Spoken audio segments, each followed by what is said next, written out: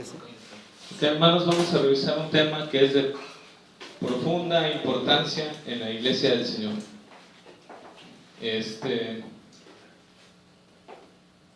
Creo que la redención, la mayoría de la gente no sabe qué es. Usted lee incluso la definición de redención o de redención y de ser redimido, no te esclarece realmente lo que es ser una persona que es redimido. No hace totalmente el peso de lo que es la redención. Entonces voy a exponer lo que es la redención, hermanos, y si usted en algún momento se siente fuertemente atraído a la presencia del Señor, es porque realmente la redención es así, no porque yo lo esté hablando. Yo confío en la palabra, confío en lo que realmente está expuesto ahí, pero creo que algunos versículos del 53 de Isaías aún no exponen totalmente el sufrimiento de Jesucristo, aún no lo exponen. Y entonces vamos a revisar algunas cuestiones, hermanos. Bueno, para empezar, ¿quién es nuestro creador? Jehová, Dios, ¿no? Desde el Génesis, usted no lo voy a leer, pero cuando dice hagamos al hombre a nuestra imagen y semejanza, y que sojuzgue la tierra, que se multiplique, que vaya en pos solamente de mandar a los animales, de mandar a las plantas, y que simplemente viva ahí, ¿no? Pero el hombre, él tenía un dueño, que él era Dios. El hombre solamente vivía para hacer la voluntad de Dios y para absolutamente obedecer el mandato que Dios le había dado a él. Pero el hombre, el problema fue que se desvió. El pecado lo desvió de la voluntad de Dios. El pecado lo alejó totalmente de lo que Dios estaba queriendo hacer en él. Entonces se pierde ese sentido de pertenencia hacia Dios. Trasladémonos a una persona que no conoce nada de Jesucristo. La persona que no conoce nada de Jesucristo no tiene ninguna pertenencia a Jesucristo. La persona que es inconversa en todos sus aspectos, esa persona no quiere saber nada de Jesús, solamente los beneficios de él, pero lo demás de Jesús le dará flojera y no querrá hacer los mandamientos que vienen en las Escrituras. Pero usted, ¿qué tiene? Usted, estoy hablando a la iglesia de Jesucristo en general, a toda la iglesia de Jesucristo, sabe que le pertenece a Jesús, pero anteriormente estábamos perdidos en nuestros pecados.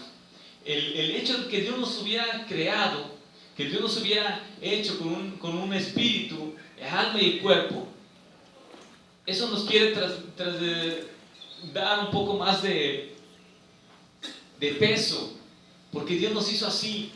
Nos hizo con una capacidad especial, no hacia los animales, ¿verdad? Pero realmente el hombre se desvió. Pero vamos a leer lo que es el capítulo 43 de Isaías. ¿Y alguien que me pase mis sacos, hermano?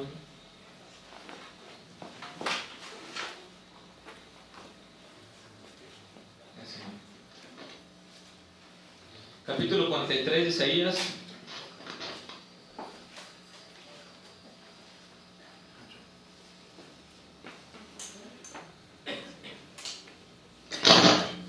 Isaías 43, versículo 22, dice: y no me invocaste a mí, oh Jacob, sino que de mí te cansaste, oh Israel. No me trajiste a mí los animales de tus holocaustos, ni a mí me honraste con tus sacrificios, ni te hice servir con ofrenda, ni te hice fatigar con incienso. No compraste para mí caña aromática por dinero, ni me saciaste con la grosura de tus sacrificios, sino pusiste sobre mí la carga de tus pecados y me fatigaste con tus maldades. Padre Santo, te pido, Señor mío, que sea tu palabra, Señor mío, ministrando nuestras vidas, Señor. Yo no quiero hablar ni una sola palabra, Señor mío, que salga de mi corazón, Dios. Te pido, Espíritu Santo de Dios, Señor mío, que muestres a tu iglesia, Señor, la increíble redención que tú hiciste en la cruz, Dios. La redención que nosotros no podíamos pagar, Señor. Padre Santo, así te pido, dirige todo este momento, Señor, y quita sobre nosotros, Señor, todo pensamiento de relajamiento, Señor, todo pensamiento, Señor, de comicidad, Señor. Padre Santo, sé tú, Señor mío, en medio de nosotros, Padre, para que tu palabra fluya y quede marcada en nuestros corazones, Padre, en el nombre de Jesús. Amén. ¿Qué dice la palabra ahí? Que ahí no invocamos, bueno, los hijos de Jacob, que eran los judíos, les está hablando específicamente a ellos. Ustedes que ya me conocían, ustedes no me invocaron a mí, sino que dice que me fatigaste con tus maldades. O sea que realmente Dios estaba cansado de las maldades que hacían los judíos. Y ese era el primer punto. Es el primer punto, hermano, que realmente nosotros no teníamos sentido de pertenencia con Jesucristo, ni teníamos sentido de pertenencia con Jehová o con Dios, sino que realmente estábamos vendidos para el pecado. Recordamos lo que dice Romanos capítulo 6, ¿no? Mas lo que no quiero, eso hago, porque estoy vendido al pecado. Ese era nuestro destino. Ser pecadores y hacer absolutamente todo lo que el pecado nos dijera, todo lo que nuestro corazón saliera de ahí. Ahora, hermanos, le haré a usted una pregunta y a todas las personas que nos ven: ¿cómo se puede medir el pecado? Siempre hablamos del pecado y de, ¿cómo se llama? De lo que dice Romanos 6. Estamos muertos en el pecado y el pecado gira alrededor de todo, y Jesús pagó nuestros pecados, ya no somos libres porque ya estamos en nuestros pecados. ¿Cómo mide usted el pecado? No hay forma de medir el pecado. O tal vez sí. ¿El infierno será forma de medir un pecado? Yo le voy a decir una gran verdad, hermano. La mentira es un pecado. Y al mismo lugar donde el que miente está el que adultera. Y al mismo lugar donde adultera está el que mata.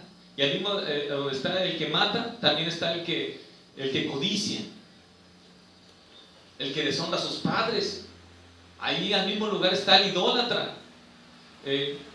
Yo he pensado mucho, hermano, porque muchas personas cristianas critican a las personas idólatras, a las personas que no son cristianas, que van ahí cargando el bulto y llevan la imagen y todo eso. Y dice, pero ¿cómo puede ser posible que no se den cuenta que la Biblia dice y que no sé qué?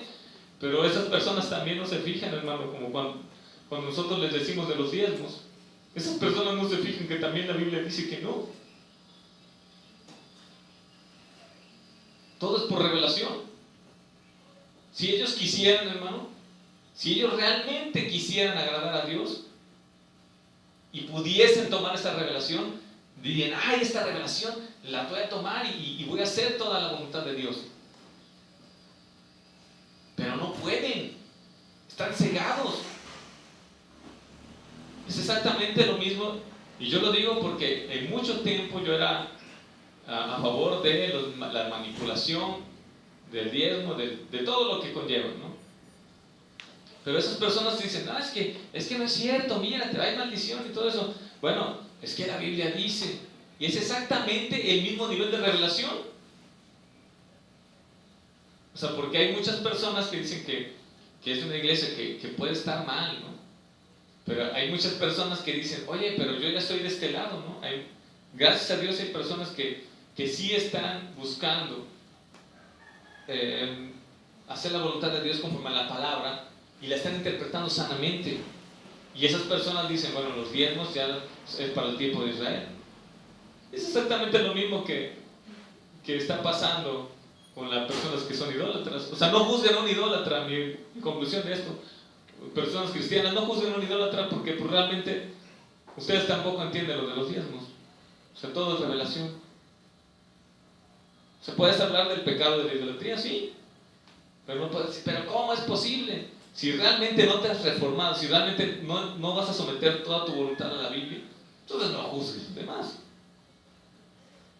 Es lo que yo he pensado alrededor, porque es bien fácil decir los demás pecados, señalar a los demás. porque te ríes hasta de ellos, ¿no? Los cristianos que dicen, ay, no, pero ¿cómo van allá con el bulto? Bien, lo van cargando y todo eso. Pero no hay un sentido de que amen a esas personas y que les quieran predicar. No hay un sentido de decirles, Jesucristo es la salvación. O sea, nada más se ríen y dicen, ay, que se vayan al infierno, ¿no? Eso también está mal. Buscan nada más lo suyo, esas personas, dentro del cristianismo.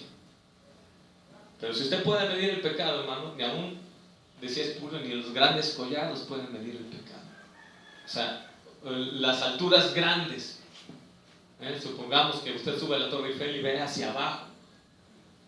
O sea, ese no es una medida para el pecado. Es demasiado grande el pecado. Igual una mentira, igual una desobediencia a los padres, igual la idolatría, o igual tener otros dioses, igual todo lo demás. Algún precepto que estás violando es exactamente lo mismo. Yo creo que usted lo tiene claro. ¿Eh? Usted tiene claro ese concepto. Pero la medida del pecado, hermano, no se puede totalmente decir así es el pecado. Se traslada a tanto sufrimiento. Ahorita lo vamos a ver. Pero bueno, nosotros, hermano, con un pecado que cometiésemos, que realmente ese es un pensamiento totalmente, ¿cómo se puede decir? Un pensamiento solamente así como una teoría. Dice, si el hombre pecara una sola vez, o sea, no es cierto. El hombre va a pecar millones de veces. Aunque sea la persona que está sentada en un lugar donde no ve absolutamente a nadie, ella va a tender a salir y su corazón está lleno de maldad. La teoría de que solamente pecáramos una vez no es. Aunque pecáramos muchas veces, hermano, y un pecado así livianito, ese pecado nos condenaba a un lugar que no era destinado para nuestro gozo, sino al infierno. ¿Qué es lo que merecíamos? Capítulo 34 de Isaías. El libro de Isaías es uno de los más hermosos de la palabra. No saben cuánto leí acerca de la redención de Israel y creo que ese capítulo ni lo utilicé, pero vamos a leer el capítulo 34, versículo 8.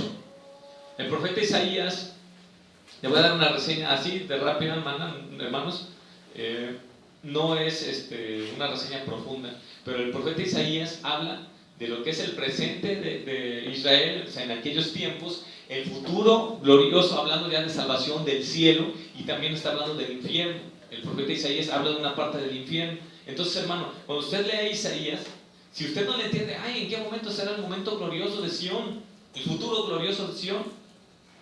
Entonces, ese está hablando ahí el profeta Isaías del futuro en el cielo. O sea, realmente no es fácil entender Isaías porque como que se desfasa.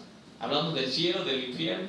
Y aquí estos versículos, hermano, están hablando específicamente del infierno. Porque vamos a leerlo en 34, 8. Dice, porque es día de venganza de Jehová, año de retribución en el pleito de Sión. Y sus arroyos se convertirán en brea, y su polvo en azufre, y su tierra en brea ardiente. No se apagarán de noche ni de día, perpetuamente subirá su humo. De generación en generación será asolada, nunca jamás pasará nadie por ella. ¿Dónde es el tormento eterno?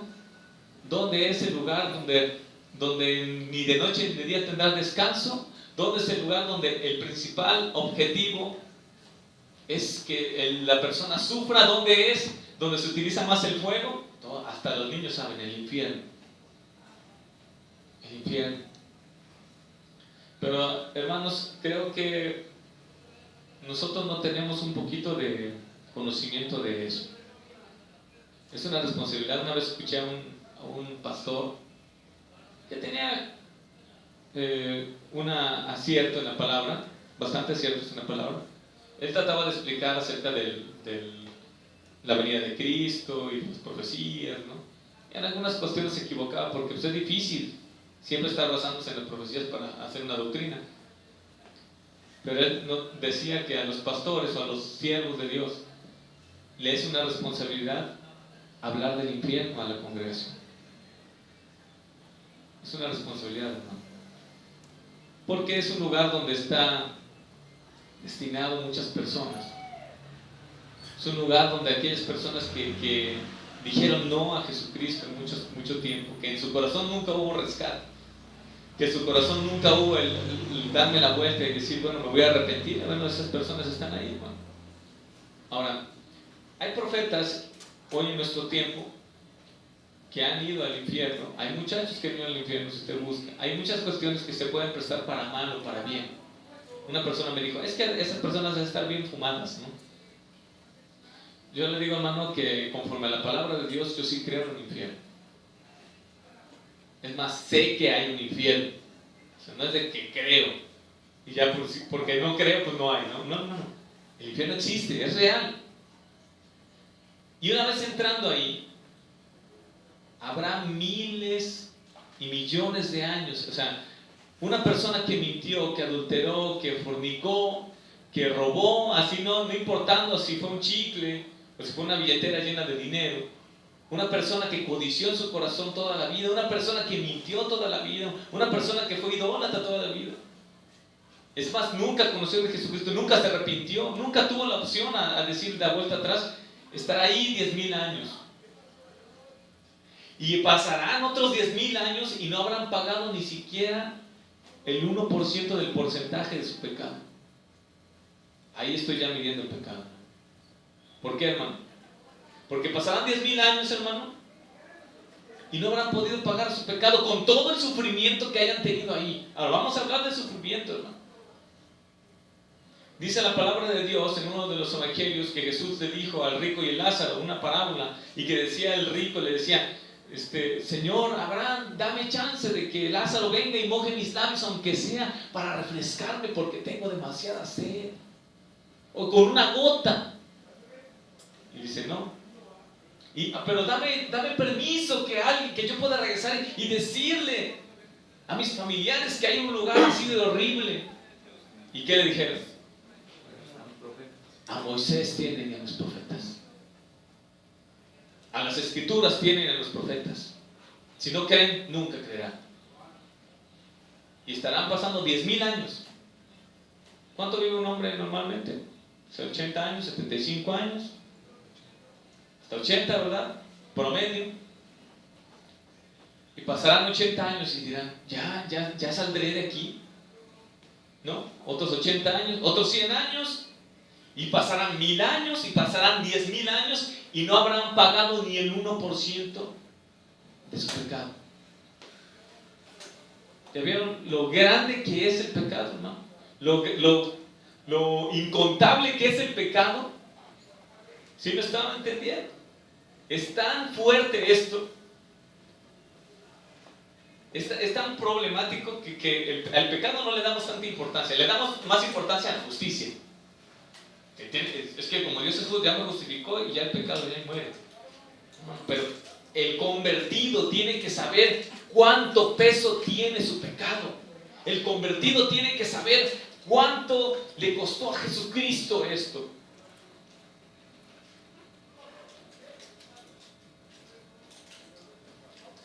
Es lamentable que en ocasiones la teoría de la justificación la enfoquemos mal,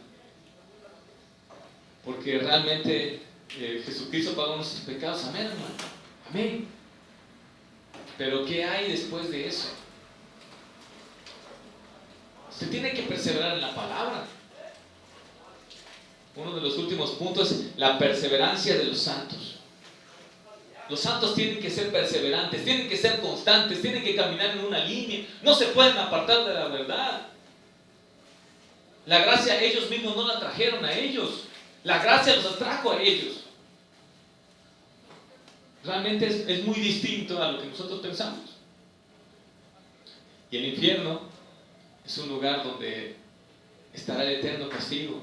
Me permito hablar un poco del libro que más ha impactado mi vida, el de Revelación Divina en el Infierno. Cuando hicimos nosotros en el 2011, hicimos Almas, escribí Almas, junto con Carlos estuvo participando como protagonista. O sea, fue una obra donde utilizábamos a una persona que moría, ¿no? que decía, no, yo no quiero nada de Jesucristo, le decíamos, arrepiéntete, mira de lo que estás haciendo, la brujería, de tus pecados, de las maledicencias, de las malas palabras, todo eso le decíamos a la persona. Y en la obra, mi hermano era Antelmo, ¿no? Buscamos un nombre que no fuera común para que la gente no se ofendiera, ¿no? Entonces, mi hermano era Antelmo y decía, llegaba el momento de su muerte, y lo principal que narra el libro de Catherine Baxter es que cuando una persona muere y no va al cielo, habrá demonios que van por su alma. Desde el inicio, desde el momento que está cerrando los ojos la persona para morir, ya está sintiendo las manos de los demonios que le van a quemar durante toda la eternidad. Las manos de los demonios no son como manos peludas que ellos llevan. Narraba esta mujer que las manos de los demonios le quemaban en la piel a la mujer. Y gritaba y la castigaban, y una y otra vez la castigaban y la castigaban. Y esta persona, Catherine Baxter, narra en su libro, donde decía que Jesucristo la llevaba por esos lugares. Y había un muchacho que su mamá, ya ven, nosotros creemos que siempre los que vienen aquí, pues, son salvos, ¿no?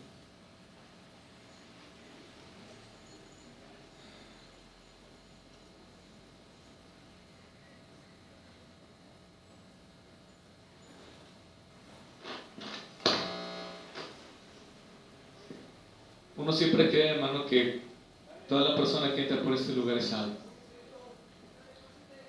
Y yo no le deseo a nadie que se vaya al infierno. Y esa persona dice que oraba, su mamá oraba por él y de repente se estrelló. Y no le dio tiempo ni de arrepentirse, ¿no? Bajó al infierno, estuvo ahí. Y pasó Jesús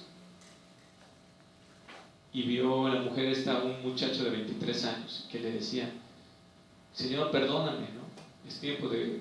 ya me arrepentí, ya vi que lo que me decía mi mamá era cierto. Y le contestaba a Jesús, es demasiado tarde. Y estarán ahí una eternidad, hermano. Y la palabra eternidad lleva un puñado de letras. No significa nada comparado con el tiempo. Este muchacho está en el infierno, no tiene salvación, no tiene salvación. El infierno realmente es algo que a mí me cambió ver un poco más de lo que es el infierno. Yo a las personas que les predico les digo, no, mira, estuve predicando mucho tiempo a una compañera y Dios me dijo, ya no le prediques. Es uno de los momentos más duros que he tenido en mi vida. Me dijo, ya no le prediques más. Y le intenté predicar en otra ocasión y ¿qué creen, hermano? Se molestó conmigo. Terminamos el pleito. Para que fuera expuesta la profecía cuando dice, sin causa aborrecieron a Jesús. Sin causa me aborrecieron. Esta es la medida, hermanos, la cual nosotros merecíamos, el infierno. Eterno, sin descanso, con sufrimiento, sin una salvación. Ahora, Catherine Baxter y algunos muchachos de Colombia que fueron al infierno dicen que el que más sufre aquí en la tierra no se compara con el que menos sufre en el infierno. O sea, que todo el sufrimiento que está viviendo aquí una persona aquí es mínimo con lo que sufre la persona que menos es castigada en el infierno. Porque los sentidos allá se ponen a flor de piel. Lo que decía esta Catherine Baxter, los muchachos estos, decían que puedes oler lo putrefacto del ambiente, del aire. Puedes ver todo lo que está ahí, pero se agudiza todo tu vista. Incluso cuando te quemas es horrible, dice. Y todo lo que está allá, hermano, no se nos ha revelado aún. A ellos se les fue revelado y dice esta mujer que bajó 40 kilos. Porque era muy impresionante lo que había visto, que nadie le creía. Era obvio, es obvio, hermano. Pero cuando dice y los muchachos estos de Colombia dicen que veían unos ríos que pasaban y que aventaban ahí a las personas, los demonios aventaban a las personas. Es exactamente el versículo que le acabo de leer, donde dice: y sus arroyos se convertirán en brea y su polvo en azufre y su tierra en brea ardiente. Exactamente ese es el versículo, ¿no? O sea, el infierno es realmente lo que merecía usted y lo que yo merecía. O sea, mis pecados son horribles, son horribles, son horribles. Es una responsabilidad hablar de esto, para que usted conozca, hermano. Sería lamentable que una persona de aquí terminara ahí, ¿no? Imagínense, ¿no?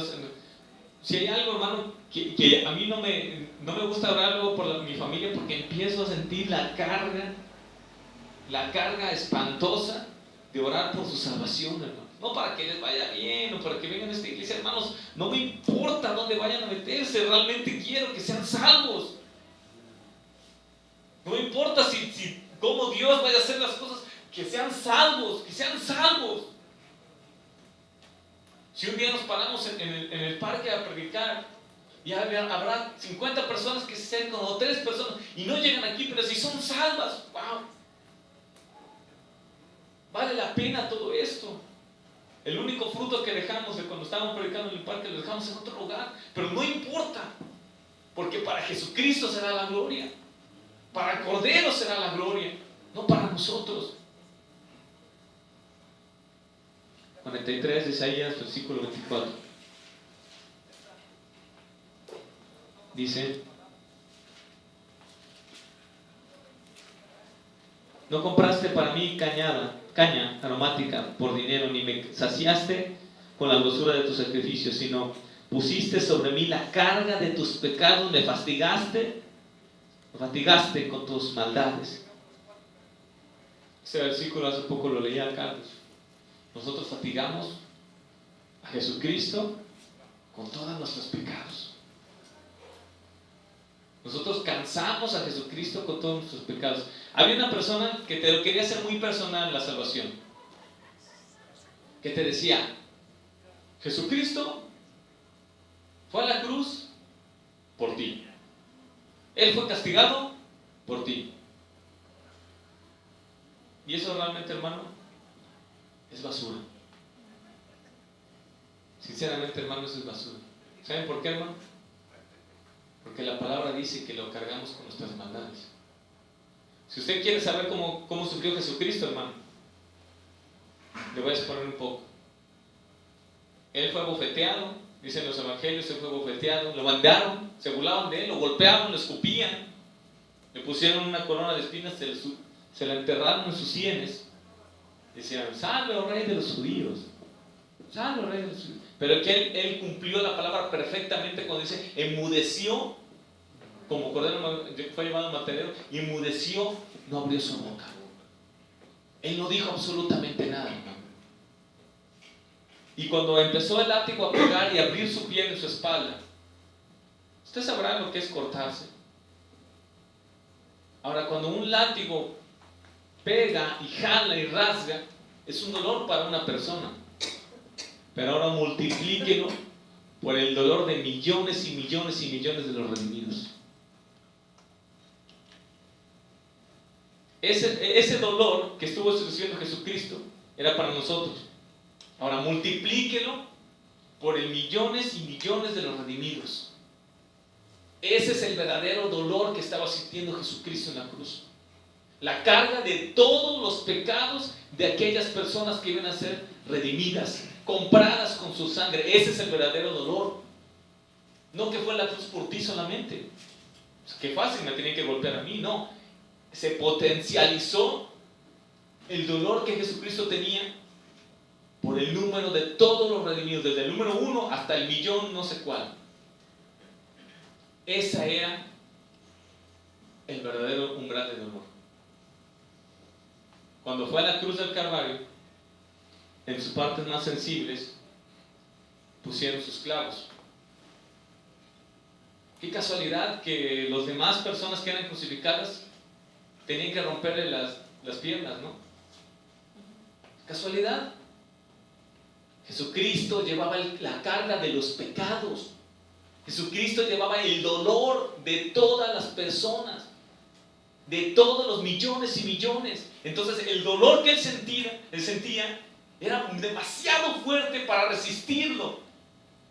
Murió antes de tiempo. Esa era la lógica. ¿Le parece revelador esto, hermano? Durante mucho tiempo se nos ha dicho es que Jesucristo murió por ti y murió por ti, por mí nada más.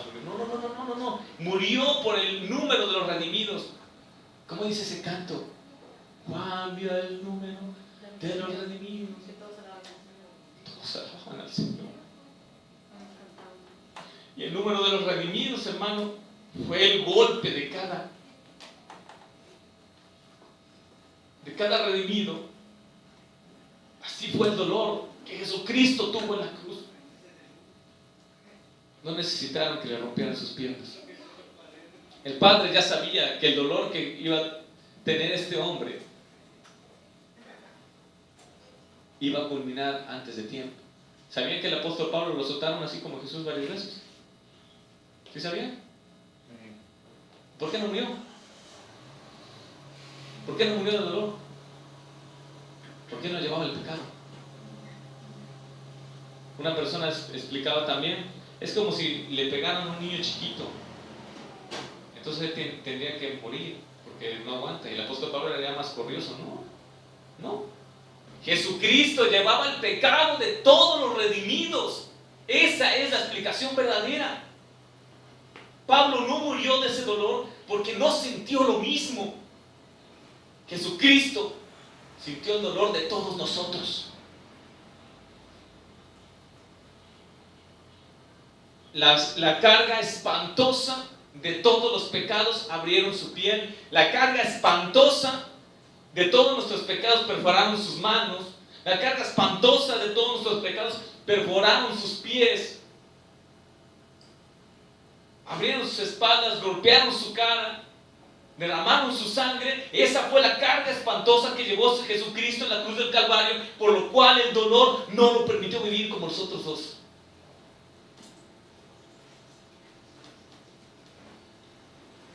Hermanos, si usted no entiende esto, hermano,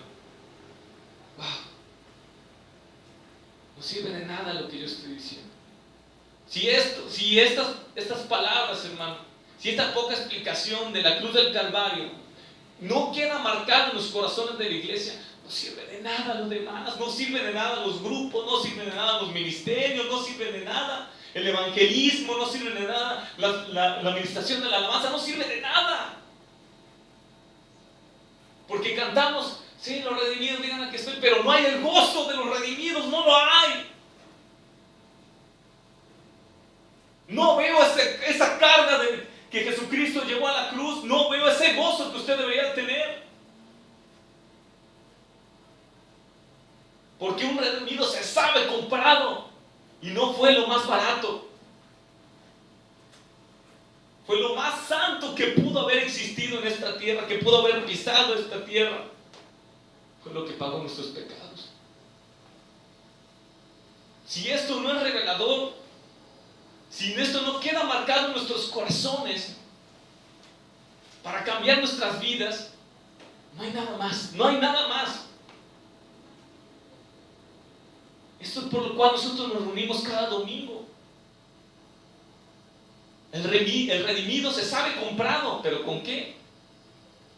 Cada vez que escuche usted esa palabra redimido, redención, redimir, ¿sabe cuánto costó eso? Hoy en día, usted que está escuchando esto, usted sí sabe cuánto costó. ¿Sabe cuánto dolor costó? Y no fue a cualquier persona, fue a Jesucristo. Hermano, usted me dice, bueno, para mí todo es revelación. En este momento Dios me lo estaba revelando, hermano. En este momento Dios me estaba hablando específicamente lo que le estoy hablando a usted. Leí y busqué y dije, Señor, si no es esta palabra para la iglesia, no voy, Dios. Buscamos otro tema. Hay muchos temas, pero lo que debe de marcar el corazón de su iglesia Es la redención de Jesucristo.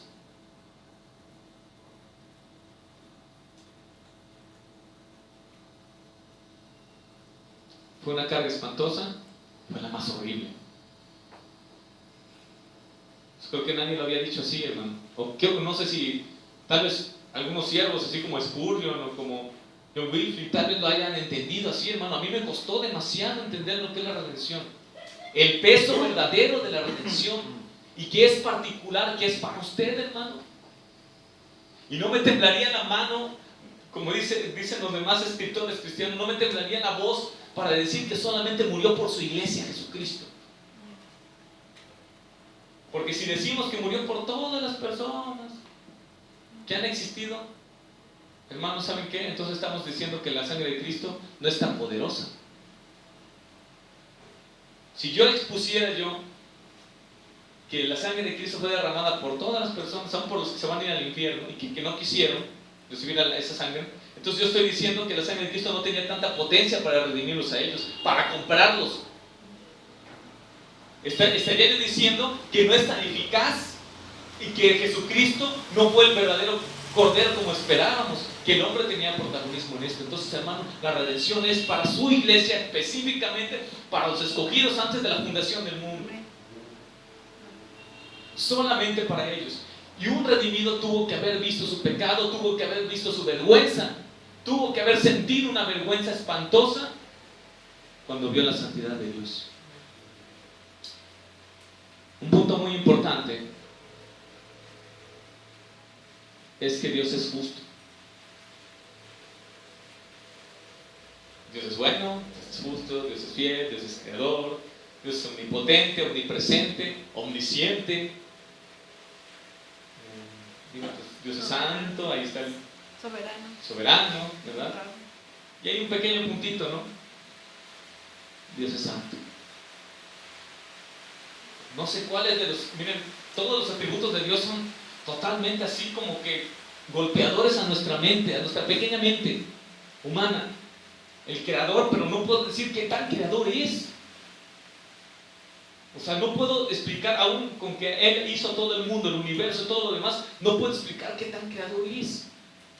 O sea, me faltarían palabras. O sea, usted vea, o sea, qué tan creador es Dios. Vea la creación. Mis palabras son burdas, son escasas, tontas, si podría decir, para decir, es que Dios se creó por esto. No puedo explicarlo. Su fidelidad es que Dios es así fiel. Y un punto para exaltar la santidad de Dios, tendría que decir esto, pero realmente la santidad de Dios es demasiada. O sea, la santidad de Dios no puede convivir con el pecado. No puede convivir con el pecado, hermano. Si nosotros queríamos que nuestra redención podíamos hacerla nosotros mismos, estamos totalmente equivocados. O sea, las personas que creen en que ellos pueden hacer una oración e ir al cielo, bueno, ellos, está bien, ¿no? Yo no voy a discutir con ellos. Pero lo que dice la palabra es que nosotros éramos incapaces de salvarnos a nosotros mismos. Totalmente incapaces. Y no nos podemos dar un paso hacia adelante porque la santidad de Dios es terrible, es terrible, es terrible. Yo he sentido algunas veces, no me gusta hablar de vivencias así, porque se presta para muchas cuestiones, pero yo he orado a veces así y cuando he sentido mi pecado y me he arrepentido de lo que yo he hecho, he sentido que Dios si no fuera misericordioso me aplastaría en ese momento. Porque al momento que la santidad de Dios baja, te sientes una basura, peor que un papel. La santidad de Dios así es. Y cuando Él se muestra al hombre, usted tiene vergüenza de su pecado. Lo hizo en Génesis. Cuando Adán y Eva habían pecado, se le muestra otra vez y ellos que dicen que tienen vergüenza y se tapan. Se taparon porque les dio vergüenza. Dice Isaías 54:4.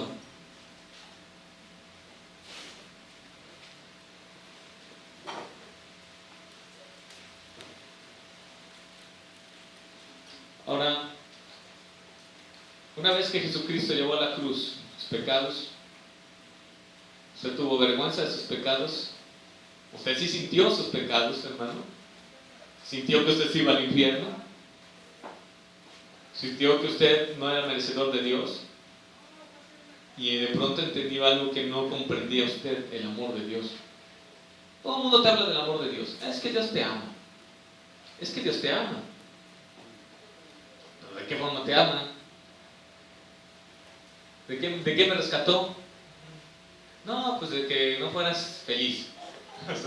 Más básico, más simple.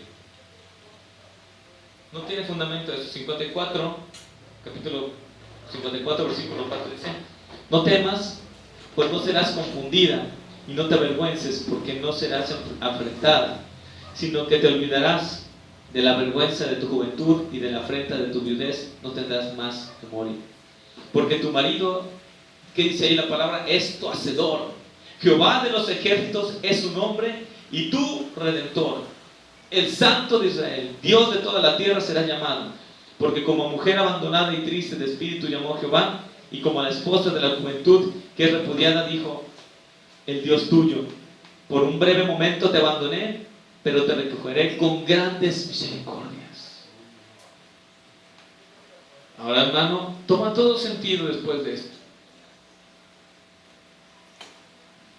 Después de medir un poquito el pecado, hermano, espero haber sido totalmente explícito. Y yo creo que el Espíritu Santo me guió en este momento, porque realmente yo hasta unos minutos atrás yo me sentí incapaz de hablar de este tema. Me sentía totalmente incapaz. Me fui al baño y ya estuve orando, porque dije: Dios, creo que no voy a poder este tema. O sea, tenemos muchas dificultades aún nosotros. Hay muchos siervos que sí lo pueden hacer, ¿no? Tienen todas las tablas para hacerlo, pero nosotros no estamos en condiciones así a veces. Necesitamos la revelación del Espíritu Santo, totalmente.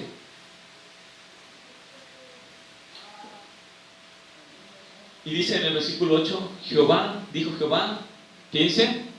Tu redentor, aquel que te compró, aquel que pagó con su sangre, aquel que llevó el dolor de toda la muchedumbre, aquel que pagó con lo más santo, lo más asqueroso que había en el mundo. Así de fácil es. Lo más ruin, lo que más detesta Dios es el pecado. Es lo que más detesta Dios. Y eso fue lavado. Utilizó Dios la sangre de lo más santo que había, que fue el Cordero. ¿Usted está contento por esto, hermano? ¿Usted está agradecido con Dios? ¿Usted entiende lo que es la redención? Oh, hermano, no sabe qué carga le tenía desde el jueves, pensando decir: Señor, si tú no hablas esto, Dios, yo no voy a poder hacerlo, Dios. Si tú no dejas marcado esto en el corazón de la gente, yo no voy a poder hacerlo. Si realmente esto se escribe aquí en el corazón, de que yo soy redimido, de que a mí me compraron a precio de sangre, y no de cualquier sangre, sino de la sangre más santa del Hijo de Dios. Me compraron a mí así. Si no se escribe aquí en el corazón, nada vale esto. Tantas cuestiones que hay, porque la gente canta y dice palabras que ven los proyectores en las iglesias, y no entiende lo que es la gloriosa redención. El tema de hoy es la gloriosa redención. O hay personas, ministros, que no tienen la responsabilidad total de decir todo lo que conlleva la redención. Ay, Dios mío, me equivoqué en el versículo. Vamos al 43 de Isaías, perdón. Antes era el otro. 43:1 dice: el que leímos anteriormente tiene que haber sido después este. Entonces 43:1 dice: ahora sí, dice Jehová, creador tuyo, oh Israel, formador tuyo, oh Israel, no temas, porque yo te redimí, te puse nombre, mío eres tú.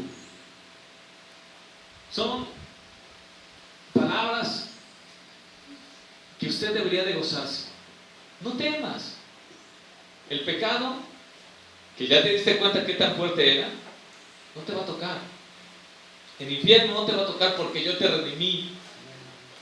Yo te redimí, yo di mi sangre por ti, yo te compré. Era muy valioso. Eras más valioso tú. Así, la iglesia, su escogida era más valiosa que todo lo demás que se quedaba ahí. Wow, es increíble, hermano. Y vamos a leer solamente 2 versículos más. Dice, bueno, se lo voy a explicar en Gálatas 3:13, no lo busque usted. Dice que nos redimió de la maldición de la ley. De la maldición. ¿Qué es la ley? Todo lo que hay atrás. Bueno, no atrás en el Antiguo Testamento. Todo lo que es la ley. Toda la ley. Y ya están los versículos que dicen que de los diezmistas, bueno, pues, no sé. Toda la ley ha sido quebrada por la redención de Jesucristo. Si quieren, cierran la ventana de allá, por favor, porque veo que se prende. Y dice Gálatas 3:13, dice, Él nos redimió de la maldición de la ley, porque dice, maldito es aquel que es colgado de un madero. Entonces, Él realmente llevó la maldición que nosotros nos tocaba. Toda la maldición, hermano, que necesitamos, la maldición de ir al infierno, Él la llevó. Entonces, imagínense, hermanos, el dolor. Y Apocalipsis 5:8.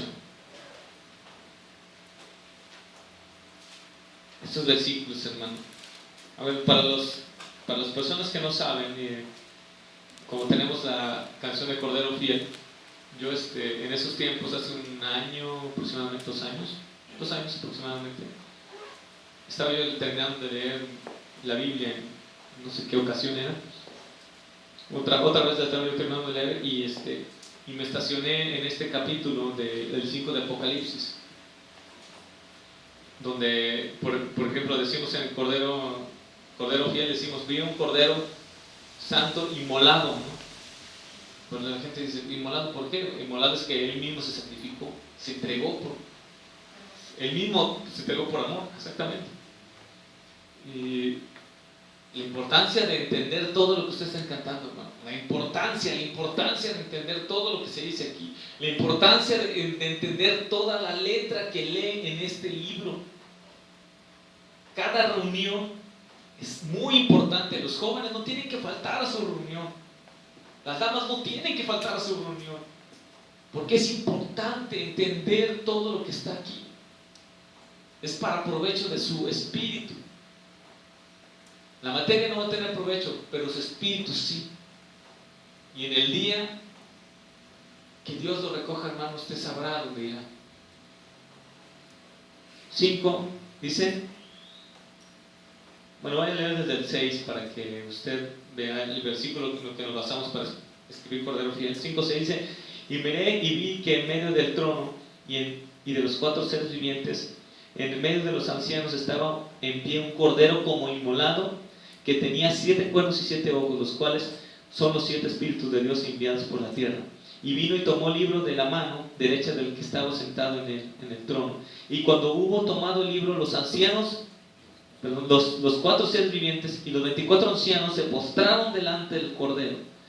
Todos tenían arpas y copas de oro llenas de incienso, que son las oraciones de los santos, y cantaban un nuevo cántico diciendo, digno eres de tomar el libro y de abrir sus sellos, porque tú fuiste inmolado y con tu sangre nos has redimido para Dios con todo linaje, lengua, pueblo y nación.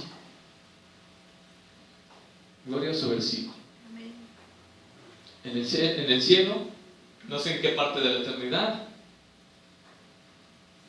el Cordero, bueno, ve Juan que no hay quien pueda abrir los sellos, ¿no? Como decía Carlos hace 8 días.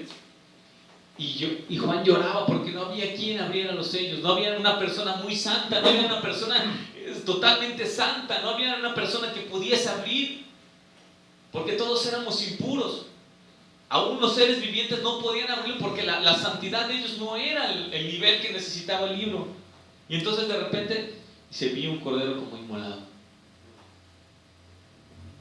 Y dejé de llorar, dice, vamos tú, Cordero, tú eres digno de abrir los sellos. Y los 24 ancianos, dice que tenían arpas, coronas y todo fue alrededor de él para darle la gloria a aquel que nos redimió. Todo fue para darle la gloria a aquel que pagó en la cruz nuestros pecados. Todo fue para él, todo fue para él. O sea, es un glorioso momento que nos redimió de todo pueblo, de todo linaje, de toda lengua, de toda nación. Nos redimió porque así le plació a él, por su soberanía, por su majestad.